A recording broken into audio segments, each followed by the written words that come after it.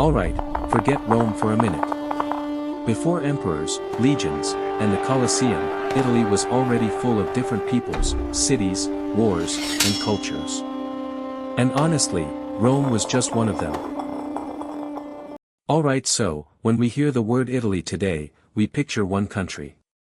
One flag, one language, one nation stretching from the Alps all the way down into the Mediterranean. But thousands of years ago, none of that existed. There was no Italy in the modern sense. There was no Italian government. There was no Roman Empire. There was not even one single people who called themselves Italians. Instead, the peninsula was a huge mix of different communities. Some lived in mountain valleys. Some built villages near rivers. Some farmed the land. Others lived along the coast and became traders. Some built powerful towns, while others stayed in small hill settlements. And that is what makes this story so interesting. Italy did not begin with Rome. Rome came much later. Long before Rome became powerful, people had already been living across this land for hundreds of thousands of years. Archaeological evidence shows very early human activity in the Italian peninsula going back deep into prehistory, with sites such as Monte Paggiolo showing evidence dating back roughly 850,000 years. Okay, that number is hard to even imagine. Think about it. More than 800,000 years before the Roman Republic, people were already walking across parts of the land we now call Italy. They were not building marble temples. They were not writing books. They were not wearing Roman armor. They were simply trying to survive. They hunted animals. They gathered plants. They moved when food became hard to find. Their tools were simple compared with what would come much later. And Italy was actually a pretty interesting place for early humans. It had mountains, forests, rivers, open plains, and long coastlines. The Alps formed a huge natural barrier in the north. The Apennine Mountains ran down much of the peninsula like a backbone. Between those mountains were valleys and plains where people could live and grow food. The Mediterranean also connected Italy to other parts of Europe and North Africa. So Italy was isolated in some ways, but it was also connected. That would become extremely important later. Because people, goods, ideas, and technologies could move across the sea. And that would slowly change the peninsula forever. Okay, so, for a very long time, life stayed small. People lived in groups. They followed animals. They used caves and temporary shelters. They made stone tools. There was no large state controlling huge areas. There was no capital city. There was no army marching under one flag. And honestly, that is important to remember. When we look back at ancient Italy, it is easy to jump straight to Rome and forget just how long humans had already been living there. Rome's famous story begins around the 8th century BC. But human history in Italy was already ancient by then. That means Rome was not the beginning of the story.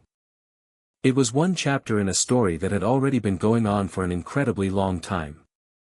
Alright, so, eventually something huge changed. People began learning how to farm. This changed human life almost everywhere, and Italy was no exception. Instead of moving around all the time looking for food, people could grow crops and raise animals. That meant they could stay in one place for longer. And once people stayed in one place, villages could grow. That sounds simple, but it changed almost everything. A farming village needed houses. It needed storage. It needed tools. It needed people who knew how to work the land. And once food could be stored, wealth became possible. One family might have more animals. Another might control better farmland. Someone else might become good at making pottery or metal tools. Slowly, society became more complicated. Look, this is where Italy starts becoming really interesting. Different parts of the peninsula began developing their own ways of life. Northern Italy had its own communities and traditions. Central Italy developed different cultures. The south had strong connections with the Mediterranean. Sardinia developed something especially unique. And Sicily became another important meeting point between different peoples. By the Bronze Age, people were building more organized settlements. In northern Italy, the Terramare culture became an important part of the landscape around the 2nd millennium BC. These communities were strongly connected with farming and settlement life.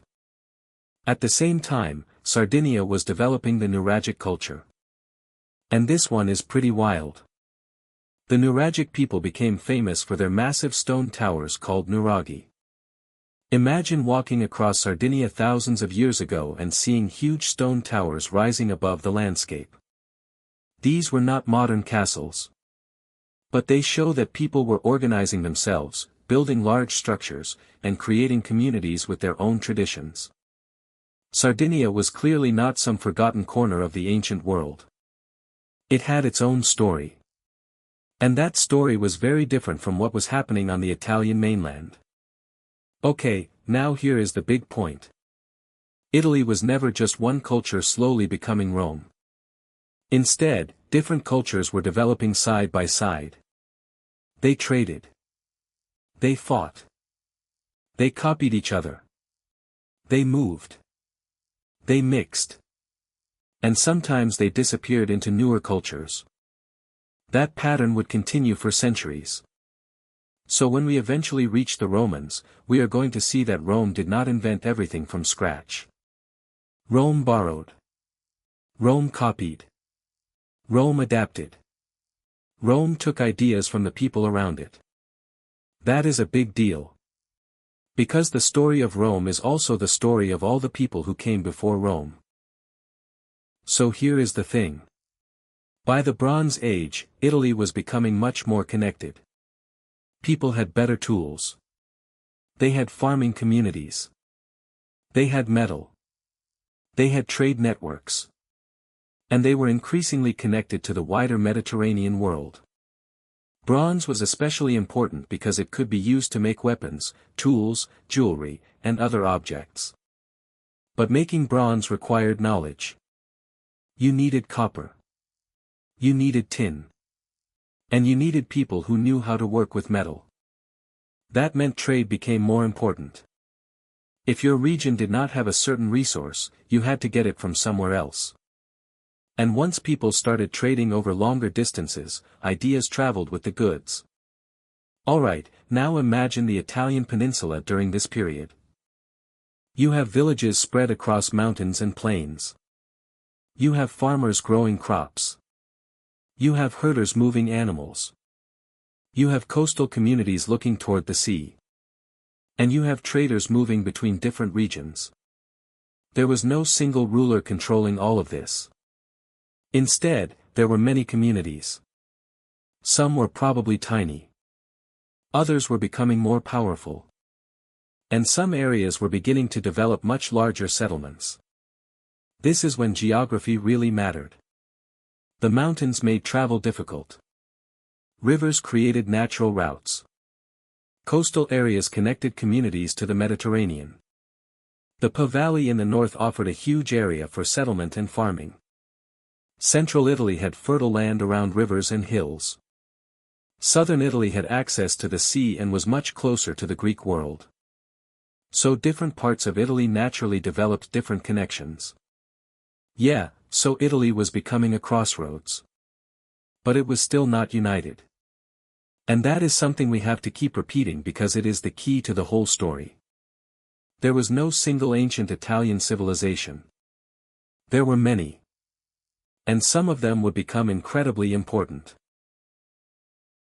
Okay, so, sometime during the 2nd millennium BC and especially toward the end of it, new cultural and language groups began appearing across Italy. This is where the story gets complicated. Historians do not simply have one clean answer like, this group arrived on this exact date and conquered this exact area. Real history is messy. People moved. Groups mixed. Languages changed. Cultures borrowed from each other. Some communities probably stayed where they were while adopting new customs. Others may have migrated into new regions. By the early Iron Age, Italy contained many different peoples and language groups. Among them were groups later known as the Latins, Sabines, Umbrians, Samnites, Volsci, Oscans, and many others. And these people did not all think of themselves as part of one nation. They had their own identities, their own towns, their own gods, their own languages or dialects, their own enemies, their own friends. Basically, imagine Europe today, but without modern countries. That is closer to what ancient Italy looked like. Look, language gives us an important clue. Many peoples of central and southern Italy spoke languages connected to the larger Indo-European family. Latin was one of them. But Latin was not the only language. There were other Italic languages too. And then you had groups like the Etruscans, whose language was different from the Italic languages and is still only partly understood today. That is pretty wild. We know a lot about the Etruscans. We have inscriptions. We have tombs. We have artwork. We have buildings. But their language still gives historians problems. So even today, some parts of pre-Roman Italy remain mysterious. Alright, so, now we reach one of the most important cultures in the story. The Etruscans. Before the Etruscans became a major power, central Italy was home to what archaeologists call the Villanovan culture. The Villanovan culture flourished during the early Iron Age, especially from around 1000 to 750 BC. It is generally understood as an early stage in the development of Etruscan civilization rather than a completely separate people. And this matters because the Etruscans did not simply appear out of nowhere. Their society grew out of earlier traditions in central Italy. Over time, settlements became larger. Communities became more organized. Trade increased. And powerful cities began to emerge. Okay, now picture central Italy. You have rich farmland. You have rivers. You have access to the western Mediterranean. And you have valuable natural resources. They could farm. They could trade. They could work metal. They could build cities. And they became wealthy. Their homeland, known as Etruria, covered much of what is now Tuscany and parts of nearby regions. The Etruscans built strong city-states. They did not create one giant Etruscan kingdom that ruled every Etruscan person. Instead, there were separate cities. Some of the most important became major political and economic centers. They competed with each other. They traded with each other. And they also fought. Sound familiar? Yeah. That kind of city-state world would later shape Rome too. So here is the thing. The Etruscans were not some minor group living in the background while Rome did everything important. For a long time, they were one of the strongest cultures in central Italy. They had skilled craftsmen. They built impressive tombs. They traded with Greek communities. They developed writing based on a form of the Greek alphabet. They had religious traditions that influenced their neighbors. And they had a major impact on early Rome. That is a big deal. Because when Rome was still young, the Etruscans were already powerful. Okay, so, now let's move south. And this is where another huge change happened. Greek settlers began establishing colonies in southern Italy and Sicily from around the 8th century BC onward. These communities became so important that the Greeks called much of southern Italy Magna Graecia, meaning Greater Greece. And honestly, this is one of the most important parts of the whole story. Because ancient Italy was not just influenced by people from inside the peninsula. It was deeply connected to the Greek world. Greek settlers brought their language. They brought their religious traditions. They brought their styles of art. They brought new ways of organizing cities. They also became part of the local world. These were not empty lands waiting for someone to arrive. Indigenous communities were already living there. So Greeks and local peoples had to interact. Sometimes peacefully. Sometimes violently. Sometimes through trade. Sometimes through marriage and cultural mixing. Look, imagine southern Italy around this time. You could find Greek-speaking cities near communities speaking local Italic languages. You could see Greek temples. You could see local traditions. You could see ships moving through the Mediterranean. And you could find goods traveling between Italy, Greece, North Africa, and other parts of the Mediterranean. That made southern Italy incredibly important. Some Greek cities became rich and powerful.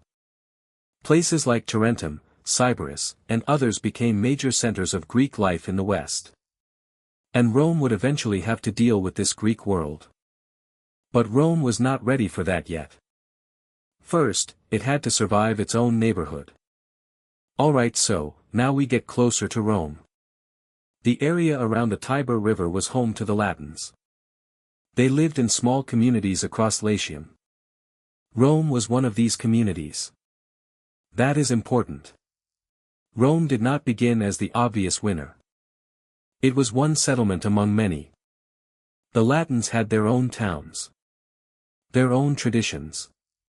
Their own religious practices. And their own rivalries.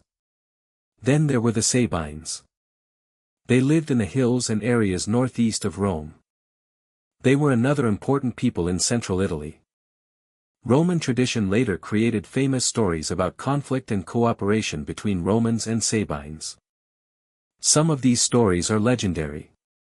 But they reflect something real about the ancient world. Rome grew in a place where different communities were constantly interacting. Okay, now look at Rome's location. It sat near the Tiber River. It was close enough to the sea to benefit from trade. But it was not directly on the coast. That gave it some protection. The hills around Rome also provided defensive advantages. And the river created a useful route for movement and trade. That location mattered. Rome had access to the center of Italy. It could interact with Latin communities. It could deal with Etruscans to the north. It could connect toward the southern regions. And it could eventually expand in several directions. But Rome was still small. Do not let the later Roman Empire fool you. At this stage, Rome was not ruling Europe. It was trying to survive. So here is the thing. If you want to understand the Italy that existed before Rome became dominant, you cannot ignore the Samnites. The Samnites lived mainly in the central and southern Apennine areas. They were part of the wider Oscan-speaking world. Their communities were spread across rough mountain country. And that geography shaped how they lived. Mountain communities could be difficult for outside powers to control. The terrain made movement harder. Local groups knew the land. They could fight in ways that suited their environment.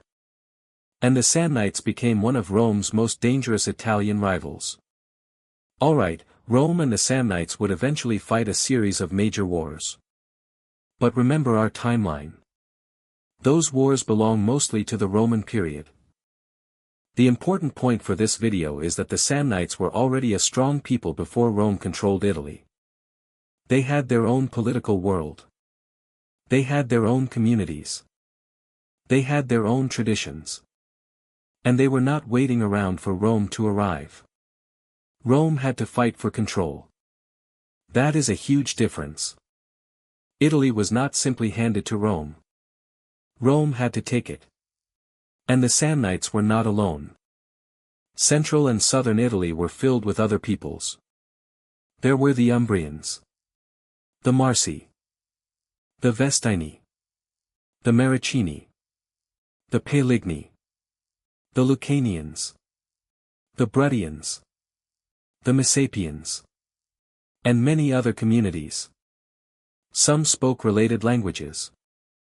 Some had different traditions. Some formed alliances. Others fought each other. It was a huge political puzzle. And Rome would eventually learn how to break that puzzle apart. But before Rome could do that, it had to understand it. Before Rome ruled an empire, it was just one small city. But Rome was not alone. Italy was already home to powerful tribes, Greek cities, and the mysterious Etruscans. So who really controlled Italy before Rome? And how did this tiny city rise above them all? The answer begins long before Rome became Rome. Before Rome, the first Italy. Watch the full story on Natioryx.